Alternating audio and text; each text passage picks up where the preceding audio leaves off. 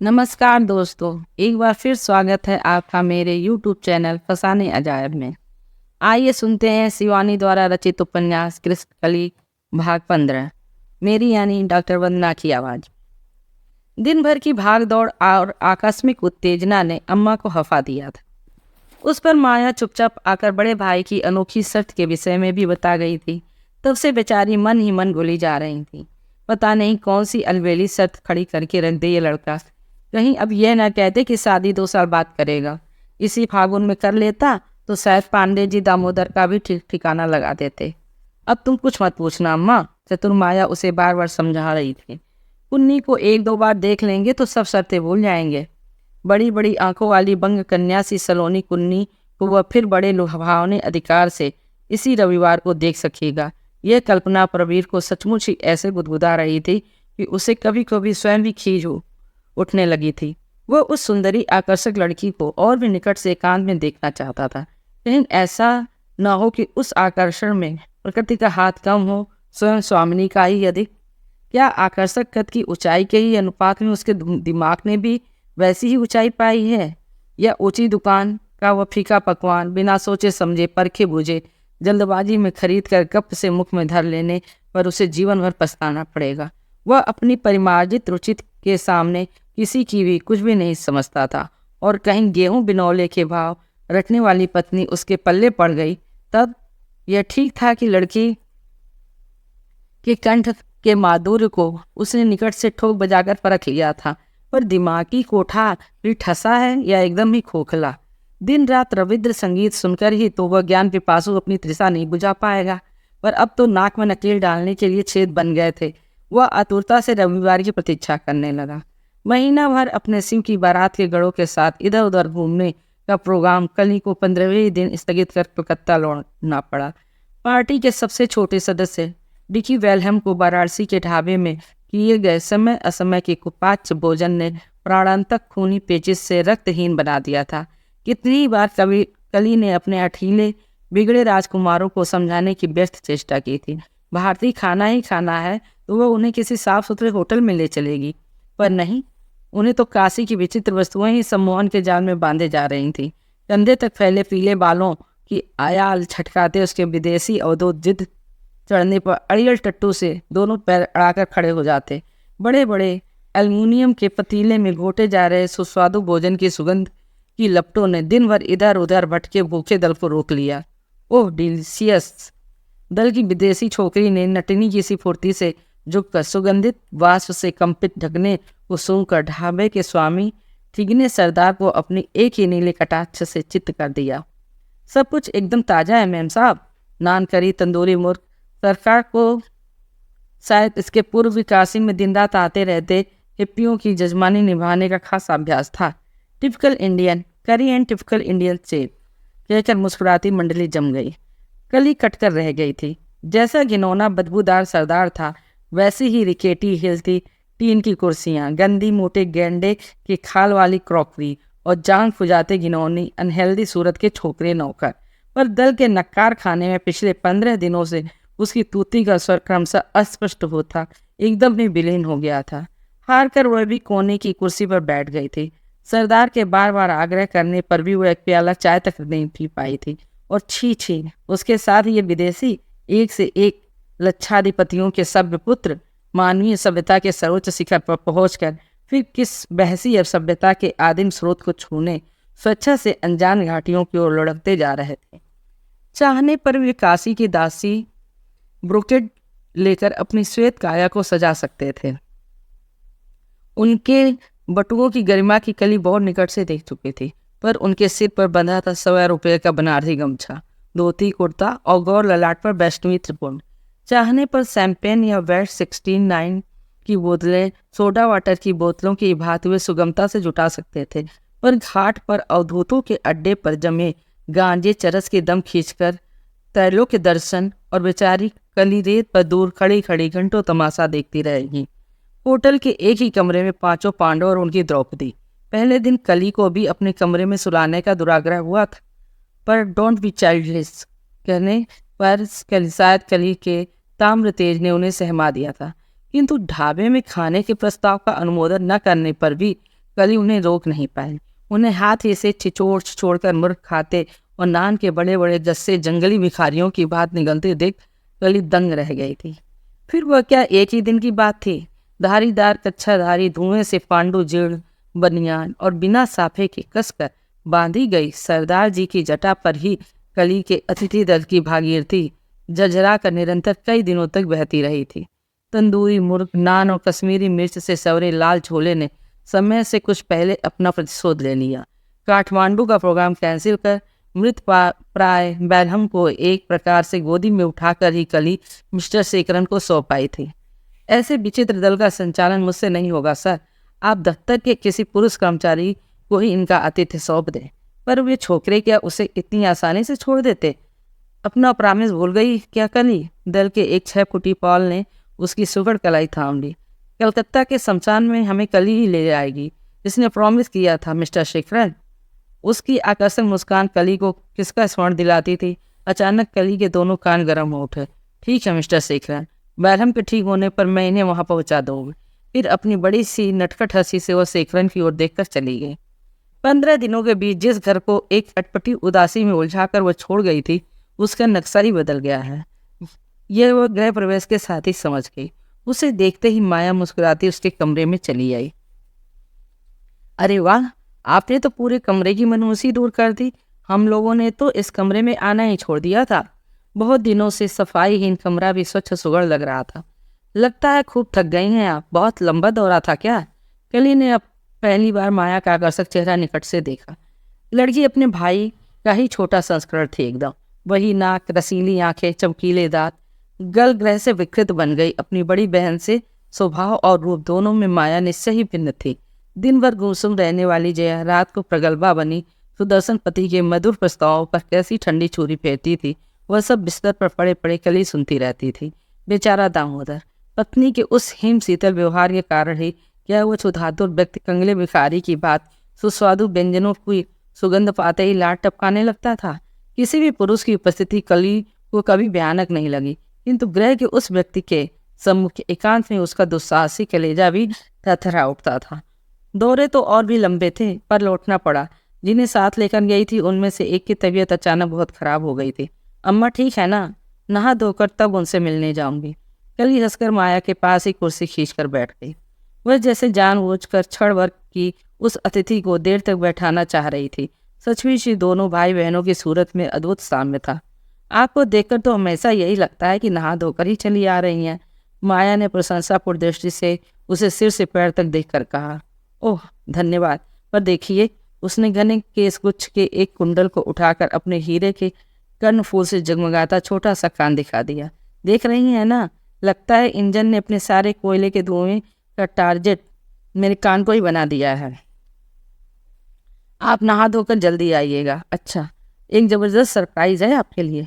एकदम बच्ची की सी दूधिया हंसी से कली को सर्वबोर करती हुए चली गई। क्या सरप्राइज हो सकता था भला? क्या पता कुछ अनहोनी घटना हुई इस बीच घट गई हो। अपने रहस्यमय बचपन के अंधकार कक्ष में अंधी बनी वह घंटों तक अपने स्नेहालु आदर्शी अनजान पिता की ममतामयी आगति को टटोलती रहती थी। सुदर्शन पिता जो स्कूल की नीरस स्टडी में डेस्क पर झुकी दिवा स्वप्नों में डूबी विद्रोहिणी नन्ही पुत्री को अचानक आकर उसके कल्पना लोक में छाती से लगा लेते थे, अब कहीं खो गए थे। आज उसी कल्पना लोक का वर्षों के बंद जंग लगा ताला जैसे स्वयं ही खटाक से खुल गया। अस्पष्ट अंधकार में भटकती और शून्य में बाहें फैलाती फिर किसे खोजने लगी थी? क्या पता उसकी अनुपस्थिति में उस दम्भी व्यक्ति ने उसके सौंदर्य का लोहा मान लिया हो। उसे पाने के लिए शायद वैसे ही व्याकुल हो उठा हो जैसे आज तक असंख्य पुरुष नत जानू होकर उसके सम्मुख व्याकुल हो लड़खड़ा कर बैठ गए थे। क्या पता चुलबुली माया उसे यही सरप्राइज देने बुला गई हो। दूसरे ही क्षण उसके पैरों के तले से ठोस धरातल को उसकी कुशाग्र विवेक चेतना ने स्वयं ही खींच लिया। कैसा बचपना था उसका! जिस माया से वह पहली बार ऐसी घनिष्ठता से बोल पाई थी, वह क्या उसे ऐसा सरप्राइज देने बुला सकती थी? और फिर जिस व्यक्ति को लेकर वो निरर्थक रसीला ताना बाना बुन रही है, वह उसकी जीवन पुस्तिका का एक वर्जित परिच्छेद पढ़ उसे दूर नहीं पटक चुका है। कमरा खुला ही छोड़कर वो अम्मा से मिलने चली गई। भारी पर्दे के व्यवधान से तीर की गति से आ रहे जिस व्यक्ति से वो पूरे बेग से टकराई, उसने अरे अरे संभल के कह उसे बड़े यत्न से बाहों में ऐसे भर लिया जैसे मसल कर कीमा बना देगा। तीव्र टक्कर से मेज पर धरा एक फूलदान झंझनाता दूर तक लुढ़कता चला गया और शायद उसी आकस्मिक दुर्घटना का सशब्द आह्वान जया को वहां खींच लाया। सुंदरी कली का सद्य स्नाता सौंदर्य पति के बाहु पास में बंदी देख वह उल्टे पैर लौट गई। कली ने एक झटके से दामोदर के बाहु पास से अपने को छुड़ा लिया तो वह बेहया बड़ी निर्लज्जता से मुस्कुराने लगा। वाह वाह, क्या सुगंध लगाती हैं आप। पल भर को ऐसे लगा जैसे कोई इम्पोर्टेंट सेंट की शीशी ही साली हाथ में फूट गई हो। फिर वो दोनों रिक्त हथेलियों की मुट्ठी बांधकर सूखने लगा। तड़क पर कली भीतर चली गई। क्या सोचती होगी जया, कोई अनदेखी टक्कर उसे किसी की बाहों में डाल दे तो दोष क्या उसका था, पर इस दामोदर के बच्चे को कड़ा सबक सिखाना ही होगा। माया के कमरे में ही चटाई डाले अम्मा उससे कोई पोस्टकार्ड लिखवा रही थी। उसे देखते ही अम्मा ने बार बार नाक पर फिसलता चश्मा उतार कर धर दिया। ला तो रही माया, पहले इसका मुंह मीठा करा। उन्होंने हंसकर उसे हाथ से खींच अपने पास बिठा लिया। क्या बात है अम्मा, कैसा मुंह मीठा करवा रही हो। कली अभी भी जंगली दामोदर के कांटे चुभते स्पर्श को से सेहरी जा रही थी। ले पहले पेड़ा खा। अम्मा ने अपने हाथों से पेड़े का आधा टुकड़ा कली के मुख में ठूस दिया। अब सुन, हमारे लल्ला ने शादी के लिए हाँ कर दी है। कंठ का पेड़ा कंठी में अटक गया। नादान शून्य में फैली बाहें एक बार फिर किसी अनाड़ी तैराक की बात अगम जलराशि में किसी तिनके का अदृश्य सहारा टटोलने लगी। अब पूछ, लड़की कौन है। एक डुबकी के साथ ही जैसे बहुत सा पानी अनाड़ी तैराक की आंख नाक कान में घुसकर उसे मृतप्राय बना गया। कली को लगा वह गिर पड़ेगी। ऐसी पहेली क्या अम्मा कभी बुझाती थी। अरे बावली, अब भी ना समझी। अपने पांडे जी की कुन्नी जबरदस्ती ले गए थे ना उस दिन। फिर ऐसी मोहनी सूरत भला किसे पसंद नहीं आती। अरे छोटी सी थी ये कुन्नी तो एकदम मरियल लीवर का इलाज कराने पांडे जी मद्रास ले गए थे। अब तो उसका नक्शा ही बदल गया है। क्यों है नरी माया। समग्र ब्रह्मांड कली को लिए गोल गोल घूम रहा था। इसी इतवार को हमें संध्यानी की दावत में जाना है। तू चलेगी बिट्टो। तू क्या मेरी जया माया से पराई है। और क्या, आपको तो चलना ही होगा। साथ ही एक काम भी आप ही के को करना होगा। माया उसके कंधे पर झुकाई। उसी दिन पांडे जी टीका भी चढ़ा रहे हैं। हमारी अम्मा को भी दोहराना होगा। पहाड़ का यही कायदा है। एक बढ़िया सी साड़ी आप ही खरीद कर ला देना हो। मुझे। कली के सूखे होठों से प्रश्न स्वयं ही फिसल गया। क्यों, दिन रात आप मॉडल बनी रहती हैं। आप किसी बढ़िया चॉइस भला और किसकी होगी। उस दिन कुन्नी भी शायद आपकी कोई फैशन परेड देख आई थी।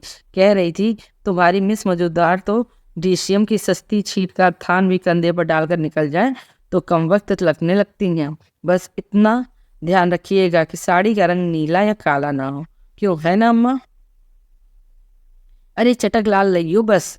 बहू तो उजली चिट्टी आ रही है। अपनी गर्भोक्ति के मुंह से निकलते ही अम्मा खिसी आ गई। सावली कली के सम्मुख बार बार गौर वर्ण भावी पुत्र वधू के उजले रंग का बखान ही शायद कली को अनमनी कर गया था। सरला अम्मा ने चट से उसे रूठी बच्ची की भांति फुसलाने के लिए बात पलट दी। अरे अब गोरे रंग से थोड़े ही ना सब कुछ होता है। हमारी इस कली को ही देख लो, लाल नीला पीला जो पहन ले वही खिल उठता है। पर हमारे पहाड़ी ब्याह बारातों में राती पीली चुनरी ही चढ़ती है बेटी। ठीक है अम्मा, मैं लेती आऊँगी। कली उठ गई। अरे रुपए तो लेती जा। अम्मा ने पास ही धरा कलमदान खोलकर 100 के 4 नोट निकाले। इतने सारे नोट लेकर क्या करूँगी अम्मा। कली साड़ी के मोल तोल के मोल में थी भी नहीं। अरे 100 में तो आजकल लट्ठे का एक थान भी नहीं आता। बढ़िया सी ला देना बेटी। बड़े घर की लड़की आ रही है, हमेशा अच्छा खाया पहना ओढ़ा होगा।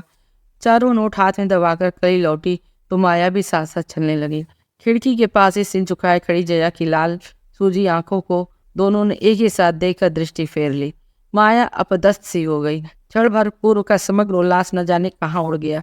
धीमे स्वर में वो स्वयं ही कहने लगी, पता नहीं क्या हो गया है दीदी को। दिन रात खुद ही रोती रहती हैं, घर भर को रुलाती हैं। इतनी मनोसी के बाद ऐसा शुभ दिन आया है और इनका मुंह लटका ही रहता है।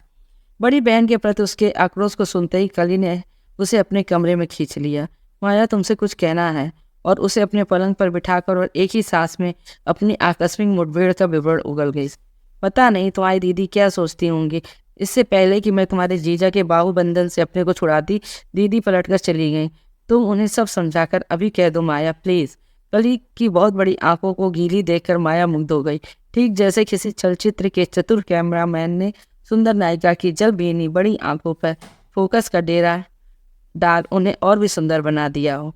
तुम क्या सोचती हो, दीजी जीजाजी को नहीं जानती? एक लंबी सांस खींचकर माया पल भर को चुप हो गई। फिर उठकर उसने द्वार बंद कर दिया। क्या पता दीवार का कान बना कुटिल दामोदर यहीं की छिपा दोनों की बातें सुन रहा हो। तुम तो पराई हो, मैं तो दीदी की सगी बहन हूँ। मुझे ही उसने एक दिन ऐसे ही जकड़ लिया। मैंने तो कसकर एक तमाचा भी धर दिया था। अब तुम ही सोचो, क्या ऐसी बात मैं अम्मा दीदी या अपने पति से कह सकती थी? मैं तो स्वयं ही सोच रही थी कल ही तुम्हें आगाह कर दूं। शायद इसी आशंका से बड़े दाई दादा भी विचलित हो गए थे। तुम्हें हटाने के लिए अम्मा से 2-3 बार कह चुके हैं। अच्छा, कली का कलेजा डूब गया। तो वह इससे यहाँ से खदेड़ना चाहता है, किंतु चित्त का क्षोभ उसने चेहरे पर नहीं उभरने दिया। तुम्हारे बड़े दा को मेरी चिंता नहीं करनी होगी माया, वह हंसकर कहने लगी। मैं खुद ही कलकत्ता से बाहर चली जा रही हूँ। वाह, ये कैसे हो सकता है? बड़े दा की शादी के पहले आपको जाने ही कौन देगा? कुछ ही घंटों की परिचिता माया उसे किसी वर्षों किसी परिचिता सखी की अंतरंगता से लिपट गई। कहाँ जा रही है आखिर? सुनो भी, पिछले महीने ऐसे ही खेल खेल में एक बड़ी अच्छी नौकरी की अर्जी डाल दी थी। उसमें सुना है बड़ी सिफारिश चलती है।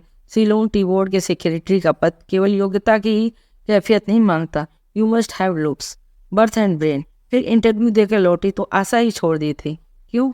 एक से एक सुंदरी अप्सराओं का मेला जुटा था वहाँ। तुमसे भी सुंदर? माया की विस्फलित दृष्टि में मिथ्या चाटुकारिता का लवलेस भी नहीं था। और क्या, देखती तो बस देखती ही रह जाती। Mini sari, mini skirt, false eyelashes, false breast pads, और यहाँ अपना कुछ भी फॉल्स नहीं था। जो था सब एकदम विधाता का दिया, रॉ मटेरियल। कली हंसने लगी। पर फिर बलिहारी उनकी रुचि को पता नहीं कैसे मुझे ही छाट लिया। देखो ना, बटुए से अपना अपॉइंटमेंट लेटर निकालकर उसने माया को थमा दिया। हाय राम, मैं मर गई। इतनी दूर जा रही हो, एकदम रावण के देश में। देख लेना, दूसरे दिन भागकर चली आओगी। कलकत्ता की माया क्या सहज में छूटती है? शायद दार्शनिक किसी मुद्रा में कली ने मुस्कुराकर पत्र को बड़े यत्न से मोड़कर बटुए में धर लिया और कोहनियों को तकिए की टीक लगाकर पलंग पर ही औंधी हो गई। एक तो इस नौकरी से बाहर जाने का सुअवसर मिलता रहेगा, फिर सच पूछो तो मैं स्वदेश से कहीं दूर भी जाना चाहती थी माया। अब यह तो बताओ कि शादी है कब? यही तो चिंता का गुण अम्मा को परसों से चाटे जा रहा है। माया कली के खुल गए घड़ी के फीते को बांधती कहने लगी। बड़े दा ने एक शर्त भी लगाई है। अब पता नहीं कौन सी अनोखी शर्त है। कहीं अब ये अड़ंगा न लगा दें कि 1-2 साल तक शादी नहीं करेंगे, पर कुन्नी को ठीक से देख लेने पर फिर शर्त वर्त सब भूल जाएंगे। अच्छा, इतनी सुंदर है क्या? कली ने पूछा और फिर स्वयं ही खिसिया गई। अम्मा की बात अलग थी। उनसे तो कुछ भी उल्टी सीधी बातें पूछ सकती थी, पर माया कहीं कुछ सोच न बैठे। उससे भला क्या पड़ी है? हुआ करे सुंदर। अब कैसे बताऊं तुम्हें, माया बोली। शायद तुम्हें पसंद ना आए। You know that something something. दोनों हथेलियों को तालियां सी बजाती वो अपनी उलझन में कुछ ही क्षणों तक उलझ गई। शरीर थोड़ा भारी है, बल्कि ये तो कहने लगे, आह, साउथ इंडियन एक्ट्रेस सी लगती है एकदम। मैंने डांटा भी, बड़े दा के सामने यह मत कह देना, पर हमारे समाज में अभी अच्छी लड़कियों का सम है, और फिर बड़े दा हमारे हाई ब्रोड है। थैंक गॉड, ये पसंद तो आई। अभी भी विश्वास नहीं होता। अचानक कार का शब्द सुनकर वह अचकचाकर खड़ी हो गई। लगता है ये आ गए। आज इन्हें लेकर बड़े दा बिना नाश्ता किए ही रामनवमी झुलाने निकल गए थे।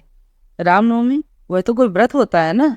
कली भी उठकर बैठ गई। हाय राम, मैं कहाँ जाऊँ? माया फिर से हट पड़ी। इतना भी नहीं जानती? 3 लड़ों की अम्मा की रामनवमी जलाने ले गए थे। सोने का हार, उस 29 तोले की रामनवमी के लिए मैं और दीदी जीतती रही, पर हमें नहीं मिली। मिल रही है कुन्नी को। लकी वग। It is terrible. यह बड़े बड़े दाने ओकेजनली बियर के लिए जस्ट द थिंग। तुमने इसी से तो जारीदार साड़ी लाने कहा है। टीके में यही 2 चीजें चढ़ेंगी। झला कर लाए होंगे तो अभी तुम्हें दिखला जाऊंगी।